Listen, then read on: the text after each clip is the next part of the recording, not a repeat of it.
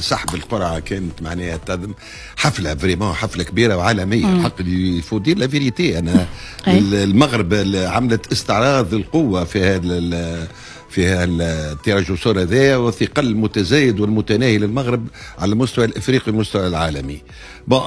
بايجاز فما 9 ملاعب، واول مره يصير اللي الملعب عمره ما يلعبوا عليه 2 مباريات متتاليه.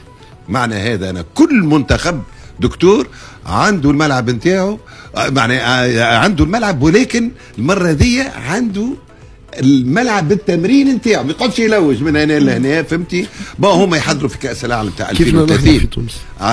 فهمتي؟ هما 9 ملاعب، 4 في الرباط والاخرين يعني مفرقين. 6 مدن.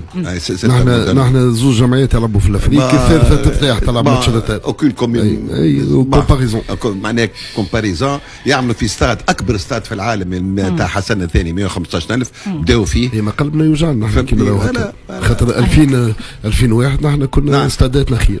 توتافي مرة في تاريخ بطولة كأس الأمم الإفريقية، الاتحاد الإفريقي لكرة القدم يقول لأول مرة ستقام البطولة هذه على 9 ملاعب مختلفة في تاريخ البطولة الكل. وهذاك علاش قال ديمونستراسيون دو فورس. فوالا ديمونستراسيون دو فورس، معناها كنت تشوف شنو عملوا عندهم كوب دي موند، عندهم كذا رئيس الاتحاد هو في داخل في كوميسيون بودجي دو ليتا وش يلعب، معناها لك يخدموا على رواحهم ودشنوا 3 ملاعب.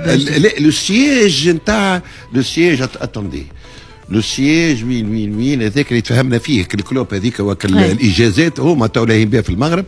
اللي جامع هو رئيس اللجنه الماليه اللجنه تنظيم المنافسات الافريقيه، وهذه نتاع الاجازه عملوا اليوم، عملوا السياج نتاعها في المغرب. امور اخرى خلينا نمشيو لعلولو. اي مشينا ما قبل راهو بخلاف الاستاد، ما خموش كان في الاستاد، خموا في السفر والاقامه. تقول كيف نحكي ويقولوا بفضل شبكه قويه من المطارات الدوليه كما دار البيضاء، رباط مراكش، يمكن للمشجعين مختلف انحاء العالم الوصول بسهوله الى المدن المضيفه. راهو كيف نحضروا بطوله ما نحضروش فقط الاستاد، نحضروا كل شيء. وعندهم التي جي في، عندهم تي جي في، وعندهم معناها واحد كي يدخل احنا عندنا تي جي معناها سافا كوتي دي مليار مش يلعب معناها حاسيلو. تخطيط ان شاء الله نقوموا بكاس افريقيا محترمه.